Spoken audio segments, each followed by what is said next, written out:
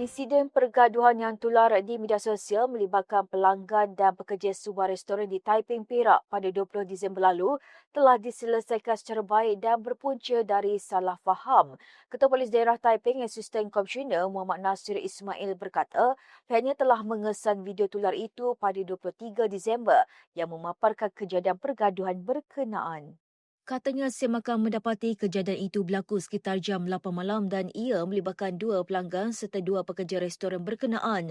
Susulan itu, kesemua individu yang terlibat telah hadir ke Ibu Pejabat Polis Daerah APD Taiping bagi tujuan siasatan. Bagaimanapun ujarnya, mereka telah mencapai kata sepakat untuk menyelesaikan perkara itu secara baik pada hari sama kejadian berlaku. Tambah beliau, terdapat satu lagi video tular menunjukkan kedua-dua pihak bersalaman sekaligus mengesahkan pergaduhan tersebut telah diselesaikan secara aman.